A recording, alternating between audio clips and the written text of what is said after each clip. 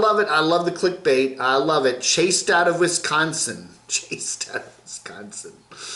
Well, what could that be? What could that be? Did Mr. Line Screw get the Line Screw one, get some of his friends to...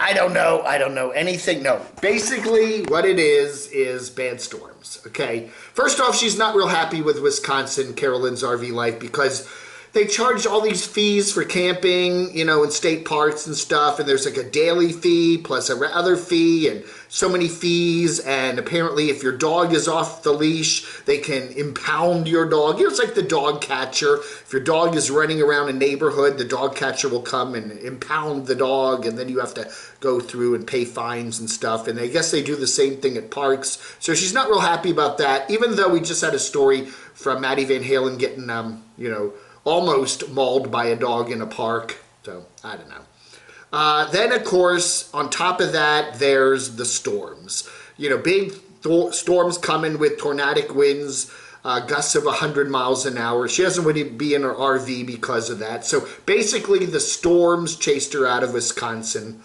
and she goes over to Michigan, the Upper Peninsula there, where it's greener and nicer. So, so that's it.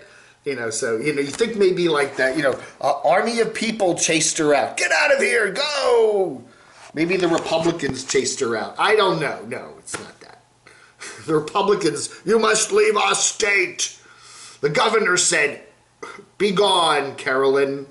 No, it was the storms. And yeah, and that's the thing. When you're a nomad and a storm's coming and it's going to rain, go the other way. You get some of these nomads that are constantly complaining about the rain. You know, okay, well, go somewhere where it doesn't rain. That's your advantage of living in an RV or a van or whatever, is, you know, you see the rain coming, you can, you know, you see a big line of storms coming, you can get out of the way. You know, you're not like stuck in a house. If there's an area where, you know, hey, it's going to rain all week, you get in your vehicle and you go the other way, or you find, you know, you can drive, you know, that's the thing. And you see some of these nomads that are just constantly bitching about the climate, the rain. Go to another climate, you know, go wherever it's not raining. There's lots of places where it's not raining, you know, I don't know, man. Anyway, you know, hey, it's content, right? Put a link to this article in the comments below. Motor Biscuit, why you'll regret living full-time in an RV. Now, we know that. We've been covering that many times here on this channel. You know, there's definitely a downside to living in an RV. There's also an upside. You know, you can change your location. You can get out of the way of storms. You can see the country. There's lots of positive reasons to want to live in an RV, or at least camp in an RV for an extended period. Again, I might be okay with camping in an RV for, say, a month or so, but do I want to, you know, live in it permanently? That's a big step, right? Anyway, this is Liz Amazing here, YouTube, the downsides. Anyway, this, you know, good article here, but you know, what are the various, you know, the creature comforts, of course. You know, living in an RV is often a very smaller place than living in a, you know, apartment or a house or whatever. You know, showers can be a problem, toilets can be a problem, washing and drying your clothes can be a problem, getting, you know, fresh water can be a problem, getting enough power to support all your things can be a problem. You know, there are solutions for all these things, but it's a lot of work. Also that, you know, this article says, you know, it's expensive. You know, various RVs are expensive. Prices are definitely up with the pandemic. Sometimes as high as $300,000 for an RV. A lot of places you can buy a really nice house for that, you know. So, yeah, and plus the gas mileage isn't good. Damages are frequent because you're out on the road, parking under trees. Some of these RVs are not meant to live in full time. A damaged RV roof can cost $3,000, etc., etc., etc., you know. And, you know, and then other things like getting your mail, you know, that's a big pain in the butt. You know, if you're living full time in your RV, where your residence is, dealing with all that. Repairs.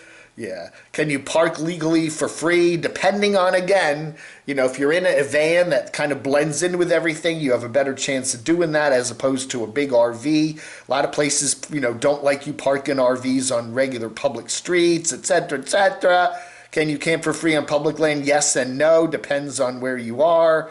How about parking overnight in Walmart parking lots? That's kind of more and more frowned on these days. Anyway, yeah. Plus, if you got a large, trailer, like the fifth wheel, you got to have a big vehicle to pull it, etc., etc., etc. This article is very good. It's definitely a article you'll want to read if you're going to consider living in your RV full time. Motor Biscuit. Hey, we got some big news from Stephi Lee there. She's the van lifer who has been spending some time in the Asheville area in a, I guess, apartment house or whatever with her boyfriend. Anyway, she's back in the van and she's headed to Colorado.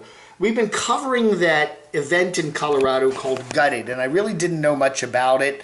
That it was just some sort of a group of where a bunch of nomads were gathering in their vans and stuff. But, again, you can fill me in because some of you people are following it more than I am. But apparently, according to Stephi, is that there is a competition going on in a reality-type program. That reality show, there are 3 tracks. There's a van track, there's a RV track, and a schoolie track. Okay, you get a, I guess, empty canvas to work on, and then you have to build out the rig in 5 days, okay? And so she's headed out to that. Now, I know Gutted, this is probably an older video, right, from maybe weeks ago, but Gutted's been going on for a while now, and a lot of people have been out there. I know that Jamie, Enigmatic Nomadics, has been out there. So, yeah, but anyway, this is her news here. She said she's going to go to Colorado Springs, Red Rocks, visit with Jared, he's in the van team that invited her out to be part of the team. So, that's what the latest update on Stephi Lee is. Anyway, there's the Gutted van team there, and then she said she's going to be heading back to North Carolina as soon as this is all done. So, good stuff there from Stephi Lee. First time ever, Colorado. I've been to Colorado, the airport. Does that count? I've been to the Denver airport. That's got to count, right? Changed planes? Yeah. We got a new one here from Kevin there, 30 and a wake up. He is in Thailand, and one of the things he wants to do whilst in Thailand is get a nice bike like that and go do some traveling. So he's got a good video up here, basically how to buy a motorbike in Thailand. There's a Yamaha Aero X155 and all the cool stuff you can do on that and all the beautiful scenery and cool places you can go in Thailand. What is this little house on the grid? Little house off the grid. Katri, what is her name? Kamala Harris has actually come out to his little plot of land there in Missouri and given him a stern warning about getting off the land and living off the grid. That's right. Jeez. Woo!